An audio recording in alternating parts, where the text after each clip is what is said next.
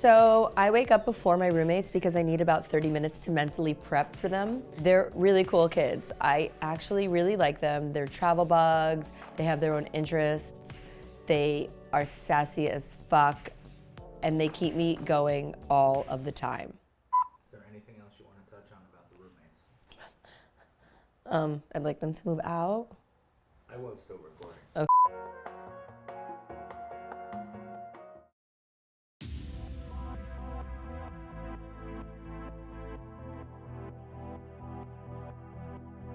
Hi, my name is Izzy, and I am an average rich housewife.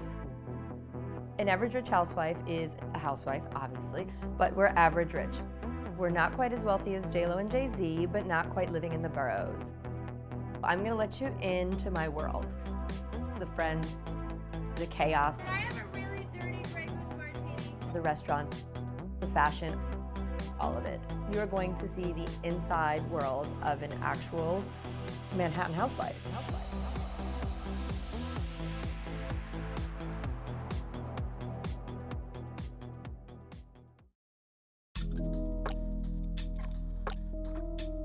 As an average rich housewife, I am also a stay-at-home mom. I have 2 children. They are 7 years old. They are 11 weeks apart, and they are my roommates. I call them the Twixens. I raise them as twins. They are completely opposite, but totally best friends. They take up every ounce of my soul and energy. In a good and bad way, but mostly good, but slightly bad. You told me that you told your teacher that what she was teaching you was nonsense. I already know all of it. So it was nonsense? Oh, okay. Yeah. The baby diva is my smaller of the 2, Maximilian, and his name stands true to who he is.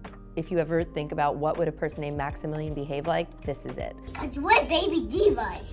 I know, we're trying. It's a weird thing. It takes He is absolutely fabulous. He plays chess and he thinks the queen is the most important part, so he calls himself the queen. He is a diva through and through. Can I have one cookie? Can I please? Anything that a diva would need, my son requires. He needs a warm cookie when the plane is landing. He sleeps with a weighted blanket. He doesn't even eat lunch at school because it has a plastic wrapping on it. I had to have a chef at one point come in and cook breakfast for him. He is just... Because I'm a baby diva. My son Simon was adopted at birth. I didn't think I could have children for many, many years. And so before even trying in vitro, I decided to adopt. We went to an agency, we went to a private agency, all that, and we adopted Simon. I was in the delivery room. We have a very close kind of situation. He is my son from birth, from wherever, from another life. He's always been my son. And it's an amazing thing. Adoption is weird because you have all of these thoughts on how are you gonna feel? Are you gonna feel differently for these children? But I don't feel differently in any way. My children are my children. Simon was just delivered to me in a different way. I didn't intentionally have 2 kids 11 weeks apart. When I set out on my baby making journey, I knew I wanted to adopt. In vitro was just a bonus. We started the adoption process, and then I was like, you know what, it's gonna take a few years. Let's start exploring other options because I knew I wanted 2. So we started in vitro. The first 2 didn't work, then the next one worked. In the interim, 3 years was not 3 years, it was actually 4 months, and someone had chosen us to adopt Simon. And we were like, you know what, let's stay the course with both because either can go south, and it turns out that neither went south. And here we are. So it's my job to make the best decisions, which is hard when you're a mom because you don't always know that the decisions you're making are the best decisions. You have to just hope. Max was an IVF baby. Thank you, Dr. Rosenwax. He was frozen, which probably explains why he's so cold. I don't know. Ask my mom. IVF is so traumatic for so many women, and it's a lot of drugs and it's a lot of emotional stress, and it's like a roller coaster. And I always like to tell people, like, stay your course because pizza's here. I want to always touch on people that are doing IVF and be like, look, it's really complicated, it's really emotional, it's a roller coaster, but stick to it. If you really want a family, you will find a way, whether it's adoption or IVF or whichever route ends up being your route, stick with it. It's worth it.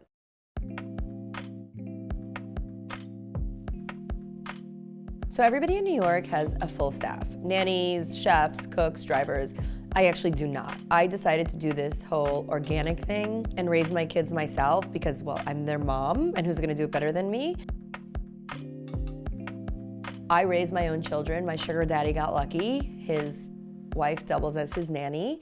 So it kind of really puts me at odds with the other moms because it's like, you're raising your own kids? Like, ooh, who does that? So primitive. It's almost like not having a black puffer coat and living in New York. Like, you have to have staff. So the fact that I raise my own kids kind of separates me from the other moms, and I don't make friends as easily. I think my favorite memory of Simon was literally when he had to be like 2 or 3. And we were in Miami, and like, you know, Izzy curses a lot. I said Louis Vuitton. Does that look like fucking Louis Vuitton? Oh my God. You never really realize that like the kids pick things up. And so I just remember like Izzy and I were walking down the street in South Beach and we're just talking. Simon drops his bottle and all you hear is, oh shit. Out of nowhere, Izzy and I both looked at each other and we were like, was that Simon? Like, did he just say that? And it was hilarious. What is that, Simon? A CD peanuts. Imagine I put soap in your mouth every time you said a bad word. You'd have soap in your mouth all the time. Everyone would ask like, who do you like better, Simon or Max? And like, obviously I didn't have an answer. What does Karen look like? She looks sexy. She has a big pink vagina. Oh my God. Has big boobies. That's not nice. Has a big butt. They both bring such different things to the table.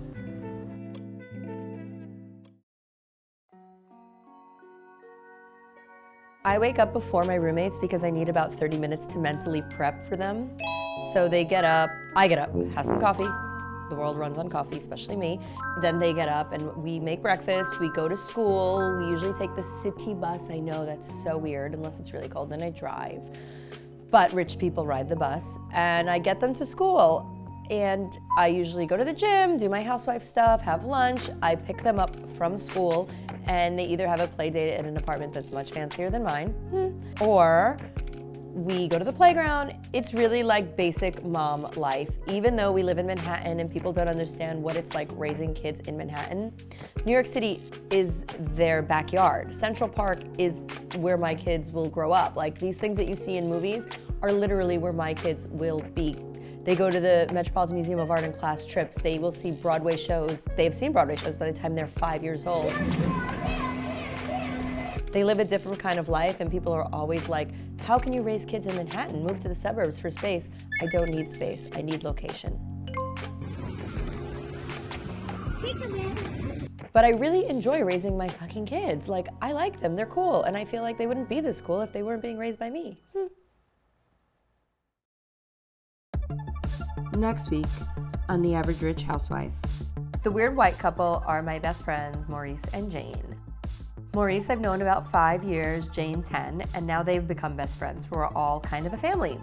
They do everything that an aunt or an uncle would do, above and beyond. I call them the weird white couple because have you ever been on vacation and you meet like this couple that's in their late 30s, early 40s, and they're very over-friendly, and you don't know if he's gay, if she's a sugar mama, are they swingers, are they looking to take me home? Hey everyone, it's your favorite housewife, Izzy. Don't forget to subscribe, and we'll see you next week.